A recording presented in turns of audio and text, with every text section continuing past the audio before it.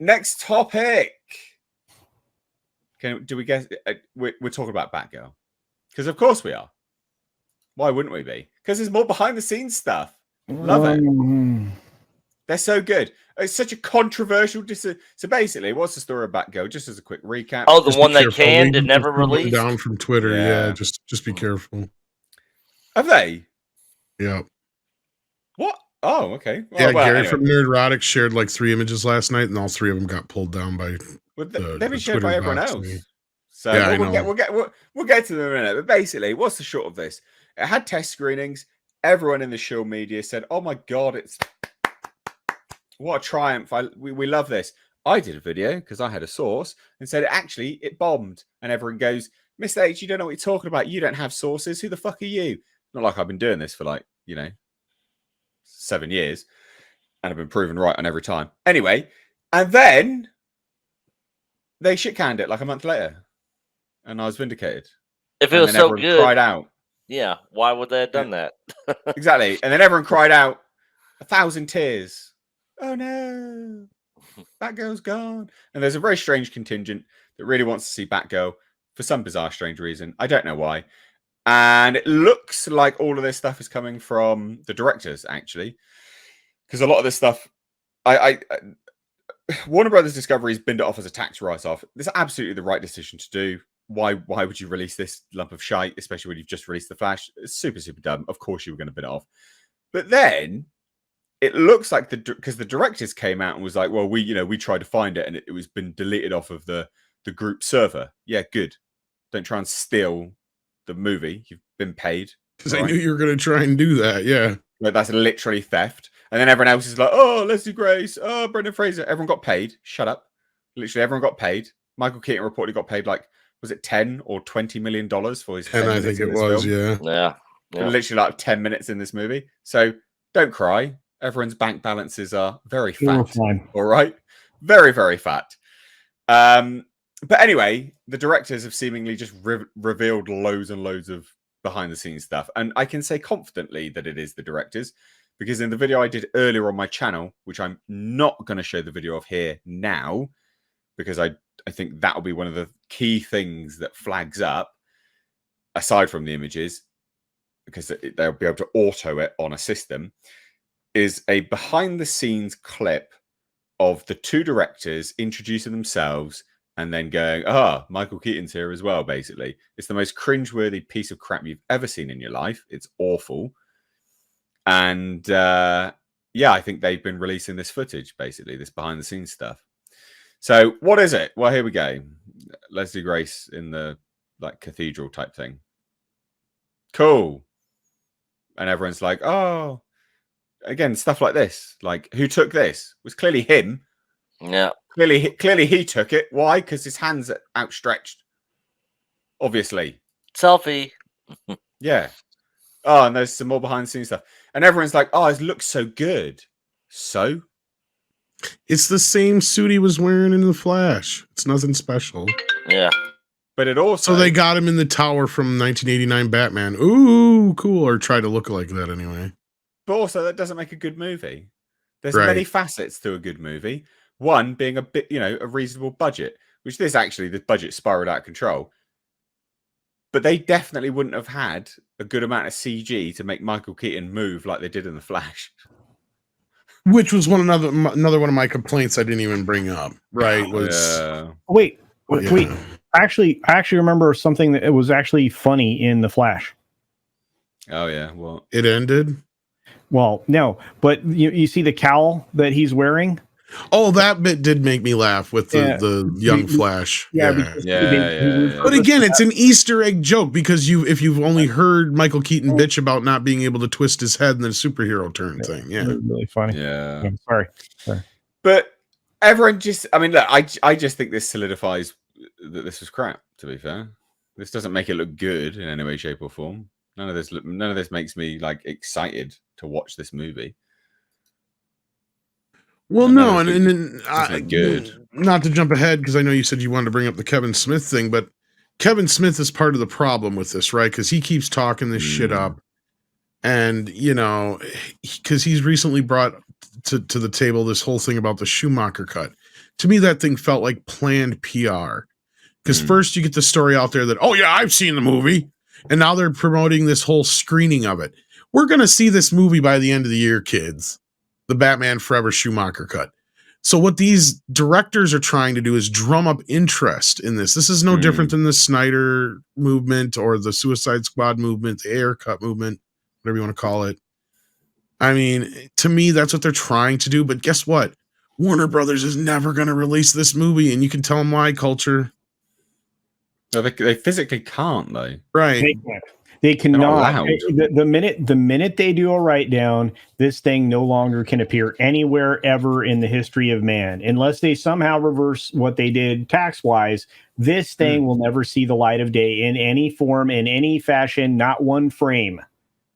That's why what these guys are doing is really, and it is these guys. It's sketchy. It's really shitty. Not just sketchy. It's really shitty because it's. I don't think that they should never get work ever again, because any other studio is going to look at this and go, well, one, they were basically trying to steal stuff, so that's not good. Secondly, they're riling a fan base up against us. They're like, I don't know. I don't know how they're going to get work now. It seems like what a weird hill to die on. This is the hill you chose. Well, they're not helping their case, right? Because these are the guys behind the Marvels and Miss Marvel. I don't think they have anything to do with basically. Yeah. Well, they were one of the, I think they weren't they the showrunners or whatever. Oh, anyway, either way, this is a bad move for them. I think they're finally, what they should have done is just move past this and forgot this, because at the end of the day, when this does, because this probably will leak out in some form, and it's going to piss Warner Brothers something off awful. But when it does finally leak out, people are going to go, oh, because what I was talking about with Kevin Smith, because he was talking about this movie, because he was talking up these directors, and he was also talking up the whole Michael Keaton thing, because he was trying to promise a Batman Beyond movie. This is the Batman Beyond movie, guys. I've been trying to tell people this for how long now, Culture? Because we were one of the first ones to report that this was part of the plan. Little did we know that they didn't, because Hamada didn't want to do a Batman Beyond movie. Oh, that's so dumb. They should have done anyway. So this is the closest we were going to get to it. Yep. Yeah. They're selling you a bill of goods that was not going to happen. Yeah, and it was not going to be Batman centric at all. It was, again, 10 minutes of work for him. So you got 10 minutes of what would have been Batman Beyond. Yeah, because I was told he was in this less than he was the Flash. Yeah. Yeah, just like we got 3 minutes of Flashpoint in a Flashpoint film. Yeah.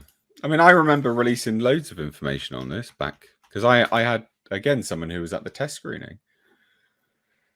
So, yeah, I don't know. Yes, Bayona is right. It's Batman Beyond, but replaced with Batgirl, basically, instead of Terry.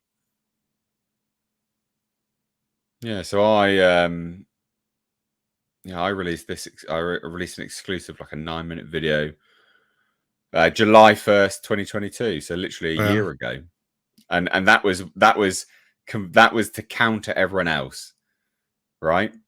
So literally a year ago. So they're really tactically doing this. Literally, basically a year ago to this, to this day, they had the test screenings and it all came out that it was really positive and stuff. And so then I released the video saying, "Yeah, Batgirl is a mess. She's a Mary Sue." And that was literally the title. Batgirl is a mess and she's a Mary Sue. Test screenings exclusive. And I'll leave it in the chat for anyone that wants to see it. Well, there was more than one reason why this movie got removed, but go ahead. Sorry, mister. Yeah, I was just going to say, so it's in the chat now. If anyone wants to go watch it in a minute, please do go watch it. And I revealed loads of stuff in there. And I did a follow-up video as well saying, insane mess. Directors had no idea how it was a multiverse movie either. They just didn't know what they were doing. And then literally a month later, the title of the video was "LOL, I was right. Batgirl will not be released at all." Yeah, that was one of the few things that got past me. Everyone was commenting, going, "You're fucking, what are you talking about?" Everyone says they loved it, and I'm like, Just fucking wait. Yeah, I'm surprised that one was one of the few scoops that got past me was the Batgirl getting canceled. I mean, I had heard that it was trouble, but that was just it. It's one of these movies where you look at it, it's like, why are you doing this? Well, we know why they were doing this. Because the other reason besides the tax write-off that this got canceled is because they were cutting off the MCU or the DCU. Because what was going on was the flashpoint leading into this was they were setting up Supergirl to go forward. We weren't going to have any more Henry Cavill. And then this Batman was going to pass the baton on to Batgirl. And then the three main leads of the DC universe going forward were going to be Gal Gadot's Wonder Woman, Batgirl, and Supergirl. Yeah, Warner Brothers was going to give you with Aquaman and the Flash backing them up. Sorry. Yeah. No, but you're right, Tom. The Warner Brothers was going to give you the A-Force before Marvel gave you the A-Force. Absolute insanity. Absolute insanity. So, but this is a weird, just to kind of round it out, because we could probably just talk about this for ages, but it's not actually that interesting. This is the weirdest hill for these directors to die on, because mark my words, all of this is coming from the directors, and it is just from simplistic, like just that alone. I can see why. Look, I'm not going to stick up for him, but like they're in this precarious position where this movie being canceled is kind of a smite on them. You know what I mean? Like, but I don't think it is though. I think they'd already worked for Marvel. I think they could have just no, I get you, Nate. But for them, I'm sure that's what it is. It's a narcissistic thing. It's a that's it. It's more of you can't see this thing from me, and people are saying it was canceled because it's a bad movie. I can't deal with that. Yeah. I'm better than that. I can't let that be the end of this thing. Like that's their problem. Yeah. And they seen what they thought was a success with the Snyderverse revival with Justice League and all that kind of stuff. So that's 100%. Where they're kind of trying to relive their glory of this thing in some way, that trying to vindicate themselves or whatever you want to call it. Yeah. 100%.